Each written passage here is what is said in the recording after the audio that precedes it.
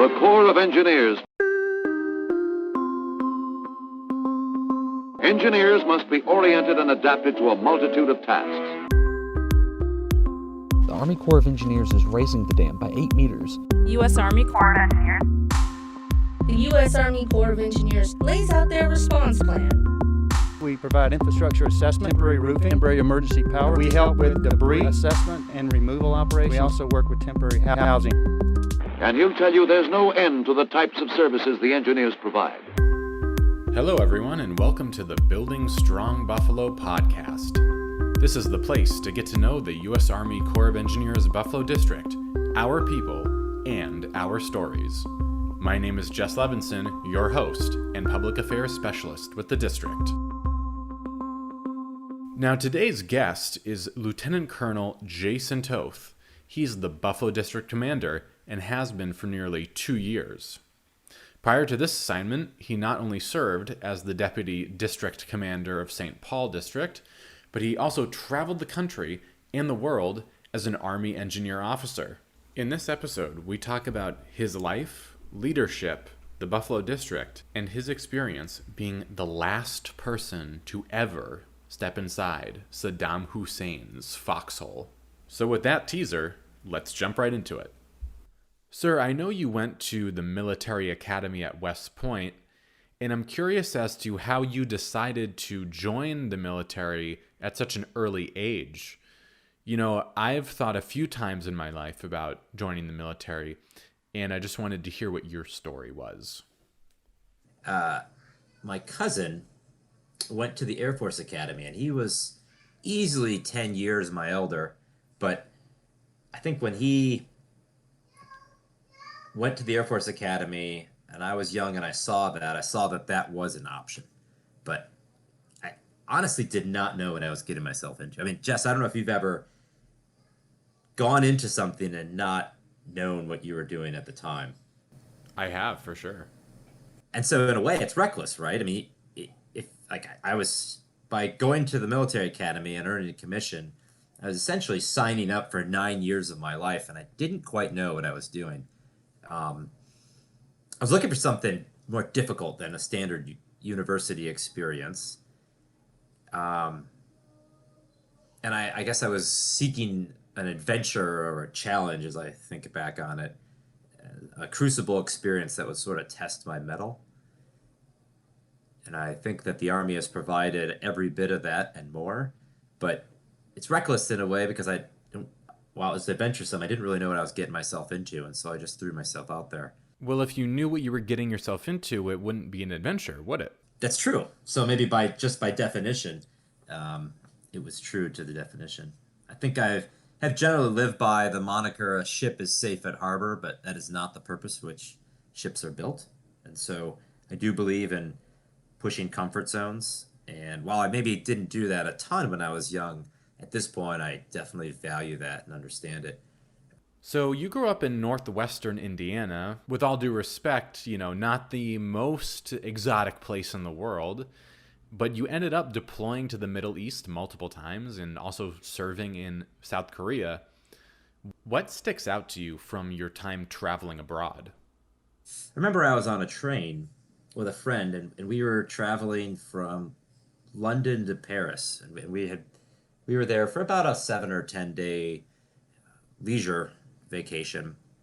And as we're traveling on this train, you sit down in these sets of 4 seats, and most of them are facing each other with a table in between. So my friend and I sat in these 2 seats, and we shared a table, and we're across from these 2 older ladies who were traveling to Paris as well. And we got into a conversation, and they asked us, you know, where are you going? And we said, well, we're going to Paris. And they both looked at each other with this knowing look, and they asked us, you know, have you been there before? And we said, no.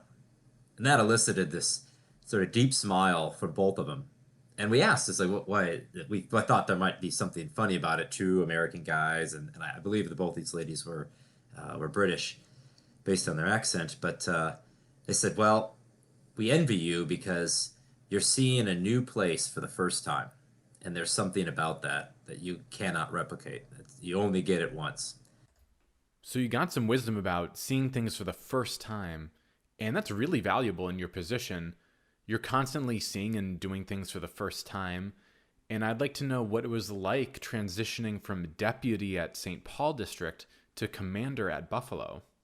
And so there in St. Paul, I functioned as the deputy commander, not as a chief of staff or as an executive officer, much more as the deputy. And my two commanders I had there, Colonel Sam Calkins and Colonel Dan Kaprowski, they really empowered me and gave me the freedom of maneuver to shape my role and the way I served. And they included me in those command decisions and engagements. And so I gained a solid understanding of how we accomplish our missions and the systems by which we use, how we deliver projects, and all the enabling systems and components that the Corps brings to bear as part of their team of teams concept. And that's how we deliver our infrastructure for the nation. And so moving to Buffalo, I brought that understanding with me, and I just needed to learn the unique aspects of Buffalo's mission. So there's nuances to our partner relationships. There's a specific culture to our district. Those are the things that I dove into and wanted to know immediately. And I realized from the first day, I thought it was a great match. I mean, it's like sort of the analogy I've used before is sliding your hand into a well-worn and familiar baseball mitt. My core values align directly with the Buffalo team, people, team, mission. Yeah, I'm glad it was an easy transition for you. But I think there are also challenges that go along with that well-worn glove, too, because you had to take over some big and important ongoing missions. Can you tell me a bit about those? So we've got a unique program with the cleaning up of the early atomic weapons program and Manhattan Project, which falls under a program that we work with the Department of Energy to clean those sites up. And we've got the largest cleanup effort in the nation in Luckey, Ohio going. It's a very unique project. We're also working with the VA, and we're modernizing an 80-plus-year-old medical facility for our veterans. That modernization, it's a massive construction effort, hundreds of millions of dollars. We're doing that while the facility is still operating its day-to-day, seeing its patients and bringing its staff in. And so that's a very complex project that, both of those really require innovation of how we accomplish our mission and teamwork with our federal agency partners, whether it's DOE or Veterans Affairs.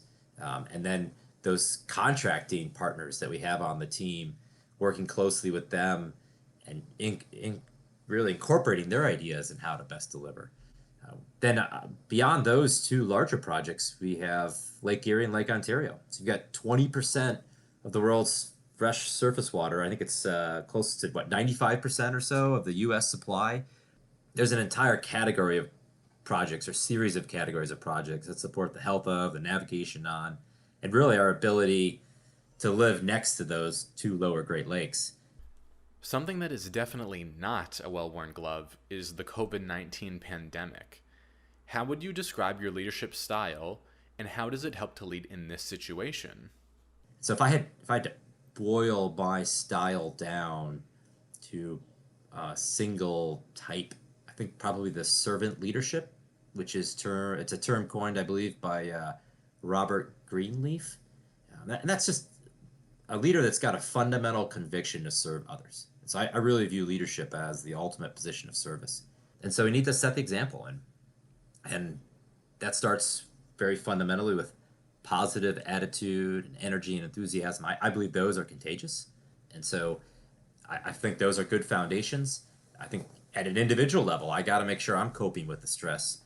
And so if I can do that at the individual level, then I can inspire and emanate those same principles out. And so again, going back to the core values of our district, people, team, mission, I believe in those core values. And I think if we can incorporate that into the fabric of what we do and how we do it, then that's how we're going to get through this time of uncertainty, because the Corps of Engineers is tremendously capable and very well postured and experienced in helping the nation in disasters. I definitely get the sense that you're an optimist. So how do you see people, team, mission leading the district into the future? We will probably be viewed as the go-to engineers for really challenging projects in our region. That's with our federal partners as well as the states that we serve.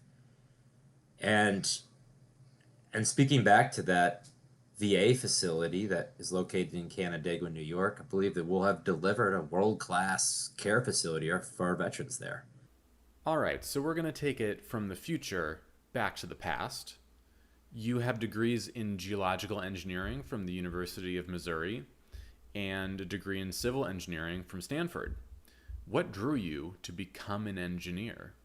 It's sort of funny. I did not even know engineering, let alone civil engineering, was a profession until I arrived at West Point.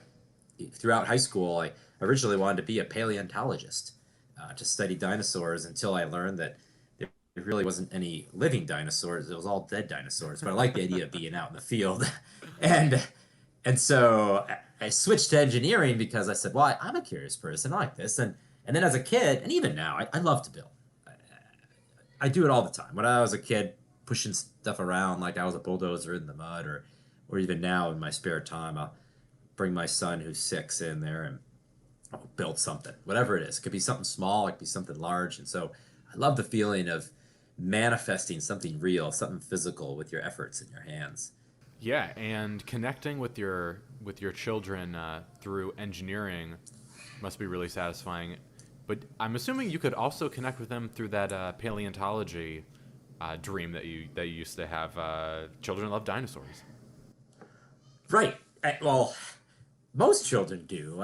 I thought that when I talked to my son and daughter, my youngest one, which is only 1, so he doesn't quite get dinosaurs outside of the noises they make.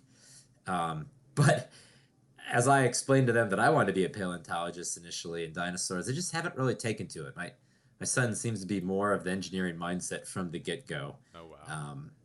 But so we've definitely had a connection in building things, whether it's a small fort in the living room or some of the other projects. He and I worked on a deck together when we lived in Minnesota. We tore the old deck off the house and put a new one on it. He just loved that. That was I think that was a formative experience for him, and it was a really fun experience for me working him into the project. I'll admit it was not the most efficient way to do the deck, but it was definitely the most fun. And I think that's an important part of any problem solving, is how much fun are you having while you're doing it. Absolutely. It's an important part of fatherhood as well, that you cannot view life in the lens of efficiency. All right, it's time for our last question. I remember you gave a talk to the New York Society of Professional Engineers a year or 2 ago, and you told an amazing story about your time in the Middle East that has to do with a certain infamous dictator. Can you tell me that story? Yeah, so I was in a leadership position with the 14th Engineer Battalion in the early days of the Operation Iraqi Freedom. And so this was in the late 2003 timeframe. And one of the missions that our battalion had was to build a bridge, a floating bridge, so a pontoon bridge across the Tigris River. And so we're building this bridge, and just a kilometer or 2 away is the town of Edouard, which was the birthplace of Saddam Hussein. And at this time, he still was public enemy number 1 in Iraq, and was still sought after by U.S. and U.S. forces in order to capture him and bring him to justice. And one day while we were on the project site, we see a whole slew of helicopters and traffic down the river. So this was right off the river. And that it was clear there was an operation ongoing. And then come to find out within a couple of hours, that was the operation that captured Saddam Hussein. It's about 2 kilometers down the Tigris River in this small orchard. And so that was quite interesting. It's interesting to be very close and know people who were part of that operation. But about a month or 2 later, the hole that he was found in, which is pretty, at this point, a very famous landmark within Iraq, and everybody on the television had seen this hole. Well, we had been guarding this hole because it was sort of being served as used as a rally point for the Fedayeen, so those that were still loyal to Saddam, and causing a lot of unrest in the country. And so our battalion received the mission, and at the time I was in charge of the mission to close the hole. And so my initial thought was to just blow it up so it wouldn't exist. That's the combat engineer solution. But the thought was, no, we want to keep it, but we don't want people to be able to access it. So what we did is we designed a cover. And so this was a special concrete and metal cover that was incredibly heavy. And so just by weight, we designed and built this cover to fill the very top of the hole and really blend it in with the terrain, covered over with some earth, so that the actual small hole and hiding area that Saddam was found in was preserved, but we didn't have to guard it and protect it and keep people out of this orchard. And so in the process of, we built this, and then in the process of putting it in place, got a chance to go to the site and climb into the hole and see, well, what was it like to be in this, where Saddam was found. And it was difficult. It was very small. It was very small. You cannot stand up in there. You couldn't lay down in there. I couldn't even barely fit in the hole with the flak jacket and the helmet and rifle that I had. I had to remove that to get into the hole.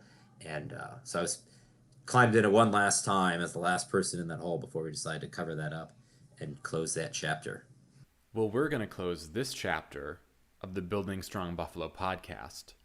And I just want to say thank you so much, sir, for your leadership and for being on the podcast today. It's been a real pleasure, and I really enjoyed our conversation today. All right, episode 2 is in the books, and here's what we learned. Appreciate every new experience with eyes wide open. Baseball analogies always work. The Buffalo District is working on big projects, including cleaning up waste from the Manhattan Project, rebuilding a veterans hospital, and protecting the Great Lakes shoreline. And finally, there are no living dinosaurs. Please let us know what you'd like to hear in future episodes. Thanks for listening, and essay on.